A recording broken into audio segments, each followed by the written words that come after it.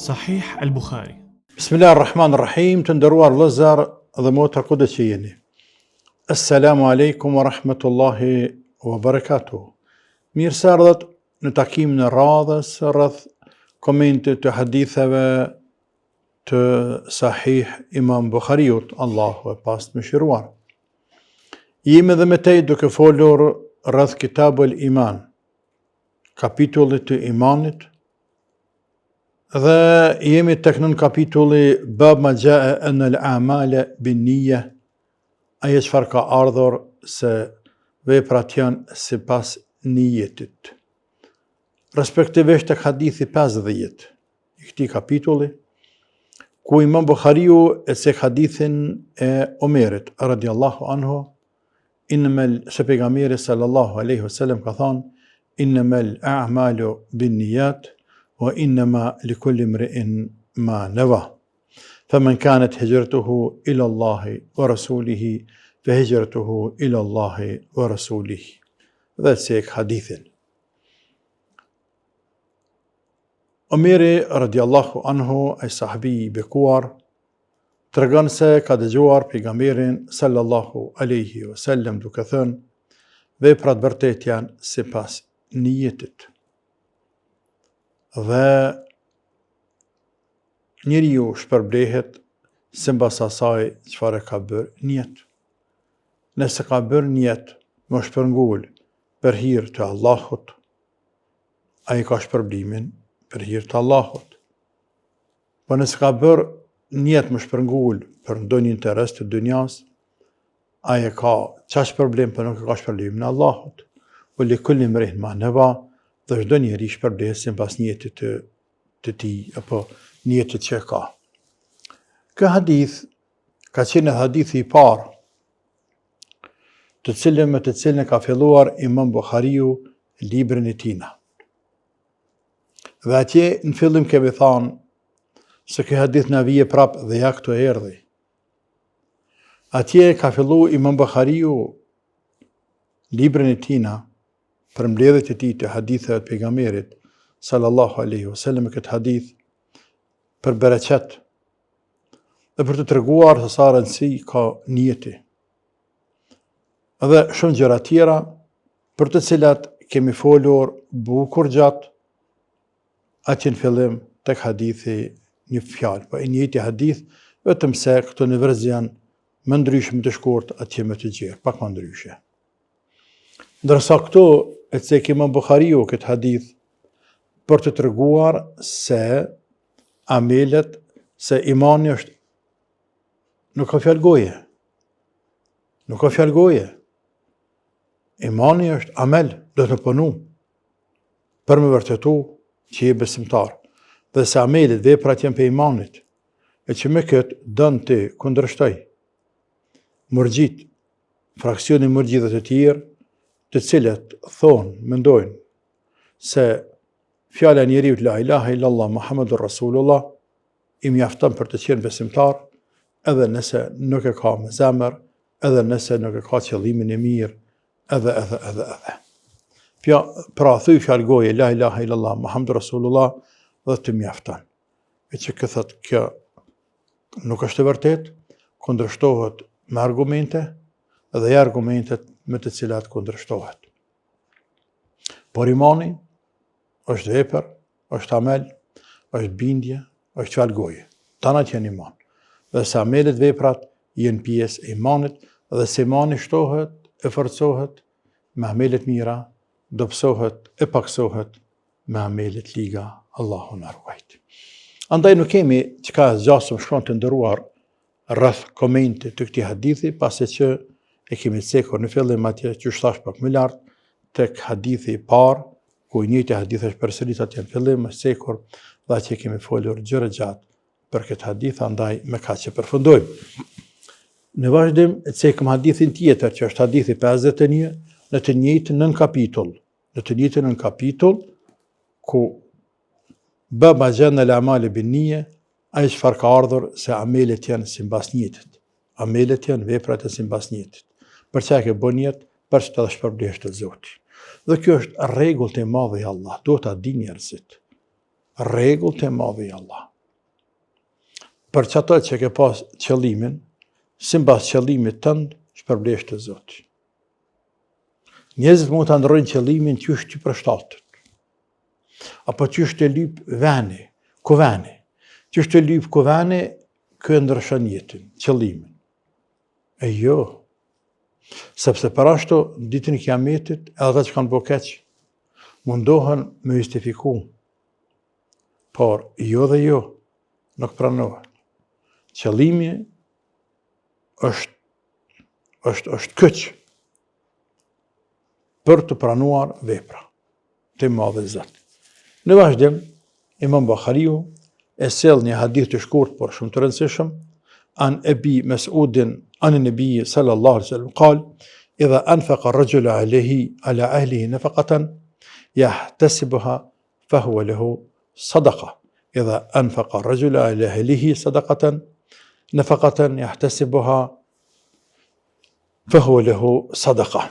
Nëse njeriu i jep, apo kur njeriu shpenzon për familjen e tij, kur njeriu shpenzon për familjen e tij, edhe për këtë shpenzim, për familjen e tina, llogarit shpërblimin të Zotit, kërkon sevap të Zotit, fa huwa lahu sadaqa, atëherë ajo apo kia atij në llogaritet sadaqa. Para se më shkoj te hadithi, flasim pak shkurt për këtë sahabi, transmetues të këtij hadithi, an Abi Mas'udin. Ky Abu Mas'ud nuk është Abdullah ibn Mas'udi, ai është tjetër, ai është sahabi shumë i njohur, për sahabët të mëdhej. Ky është ndryshe, ky është sahabi i vogël. Ky Abu Mas'udi është Uqbatu bin Amir bin Thalibata. Uqbatu bin Amir bin Thalibata al-Ansari. Sahabi i vogël. Ky bekuar ka qenë pej më të vegjëlve Medinas, të Jethribit, të Medinës, që kanë shkuar në Mekë për të takuar pejgamberin sallallahu alaihi wasallam, kanë qenë mbi 70 veta dhe m'ia dhënë besën pejgamberit sallallahu alaihi wasallam se kanë me mbrojtur, kanë me ndihmuar, kanë me ngadhnje e tjerë. Andaj më thonë, eja ja Rasulullah me neve, eja në Medinë ja Rasulullah tek ne, sepse je i sigurt. Dhe mas sajna, pejgamberi alaihi salatu wasalam pak koma sajna, pak det urdhërai sahabët me shpërngul në Medinë, edhe pastaj shpërngul edhe vetë me vonë, qysh na mëson edhe apo na tregon edhe historia. E rëndësishme është se ky sahabi bekuar, Abu Mas'udi, pra Uqbatu ibn Amr bin Thalibah al-Ansari, ka qenë për aty në sahabëve të cilët kanë marrë pjesë në atë mezhlis, por ka qenë më i vogli i tyne. Pastaj në Medinë kë ka vazhduar të jetoj, thuhet se ka marrë pjesë luftën e Bedrit, thuhet se nuk ka marrë, ka jetuar një kohë bukur të gjatë dhe mendohet se ka vdekur dikon rreth vitit e 40 apo rreth vitit 40 apo rreth vitit 41 parafërsisht. Ka transmetuar 102 hadithe, 10 hadithe janë vetëm tek Imam Buhariu. Ka vdekur në Kufë, që thash, në vitin 41 apo 42. Pra 10 hadithe i transmeton tek Imam Buhariu dhe ky është hadithi i parë të cilën e transmeton ky sahabi i nderuar. Kthehemi tash dhe flasim disa fjalë për këtë hadith, për të cilën thash se është i rëndësishëm. Idha anfaqa ar-rajulu ala ahlihi nafaqatan. Nëse njeriu jap, shpenzon, harxhon, investon në familjen e tina. Në familjen e tina. Secili prej nesh shpenzon familje. Bab, nam, gru, fëmijë, vëlla, motër. Familje. Po dhe zhenohet familja. Vjen duke zhenuar. Yahtasibuha. Ta njerëzit në dunja shpenzojnë për familje. Por këtë kushtin yahtasibuha nuk e kanë. E që është për qëllim kërkoj kënaqësinë e Zotit, për hatër të Zotit. Ta nuk e kanë ta njerëzit. Keni kujdes, kjo shumë rëndësi. Investon në gru, investon në fëmijë, në vllazni, shpenzon. Jep prindërve. Jep, edhe kur s'ka nevojë. Edhe jashtë gjërave që kanë elementare për jetesë. Për shembull, jo është me hangare me pi që është element keq për të jetuar, por edhe më shumë, edhe me ka pak qef, me ka pak lloks, më në rrugë, me të veshteshat mira, me ori për trishat populli, me plesu dëshirën qikës, djalit, grus, nanës, babës, vllaut, motrës, u jep familjarëve. U jep familjes ngushtë, për familjes gjerë. Ama kërkon shpërblim të Zotit. Qa puna e njetit? Kërkon shpërblim të Zotit, thunash për hatër Zotit. Dhe të knaqen. Për hatër Zotit. Allahu më pagun. Sepse këta i ki emanet. Allahu t'i ka lënë emanet këta. O ti je kujdestari tyne, je përgjegjësi tyne.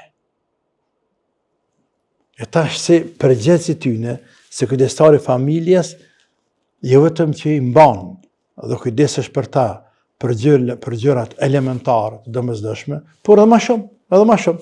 Bile ka një herë, lloks kur s'ka nevojë, po nasht. Për hatër të Zotit. Kjo të shënohet se fehu e lehu sadaka, kjo i shënohet atina sadaka. Që ka e për kuptuar, se është shumë me rëndësi këtë çështje. Pra,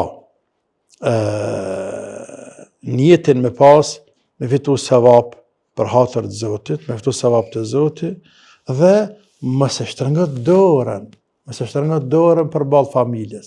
Edhe nëse nga njëherë të projnë, edhe nëse ndo njëherë të nuk je shumë i knaqën me atë veprim tyne, nasht. Apo kanë që këta po, ani, nasht. Sadak.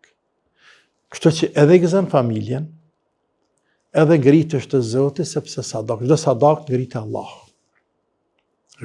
ngritë Allah. A na kem nevojë me ngritë Allah. Kem nevojë me ka mirë me familje. Sepse familja është kyçe, është elementi kyç, është krijesa e parë që takohesh ti me te. Gruaja, qika, djali, baba, nana, të partë këta, të së takohesh me këjshije, me të shtatë këjshije, shoktën pune, ku ta diun atje, pa i kalu shtëpisë. Me këta bjene, flane, qoshe, hanë, pine, ki përdit shpi. Andaj një harmoni, një rahatije, një ofrime, dashërije, respekte, mesatarët familjes është tepër e rëndësishëm.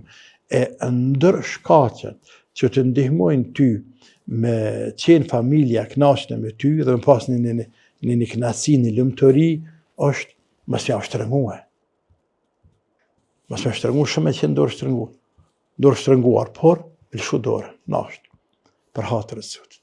Dhe këte, nëse dhimet ose thu, po, anë nasht pagun Zoti, pagun Allah t'i kopshin falë, pagun Allah. Edhe ngritëm të Zoti, por edhe afrohemi me familje, na dojnë, na respektojnë, edhe kështu me radhë. E që në kupton se Islami përkujdeset shumë skajshmërisht që raportet në familje t'jenë shumë të forta, të shëndosha, t'jenë lidhje të ngushta, sepse familja është familje, askush nuk të bëhet familje. Familja është një, nuk të bëhet askush familje. Andaj dohet me respektu familjen, me investu në familje. Kjo është pjesë e investimit familje. Pjesë e investimit familje, po të njëjtën kohë investon në sadaka. Ngritësh te madhi Allah te bareke wa taala. E që Imam Buhariu, Allah e pas mëshiruar, e cekit hadith këto për të treguar gjithashtu se kjo është pe imanit. Kjo është pe imanit. Veprat e mira janë pe imanit, e vepra e mira është me shpenzu, me harxhu për familje, është vepër e mirë, e veprat e mirë janë pe imanit. E imani shtohet edhe pakohet me të ngritemi, afrohemi te madhi Allah te bareke wa taala. Allahu e di me së miri dhe deri në takimin e radhës. Assalamu alaikum wa rahmatullahi wa barakatuh.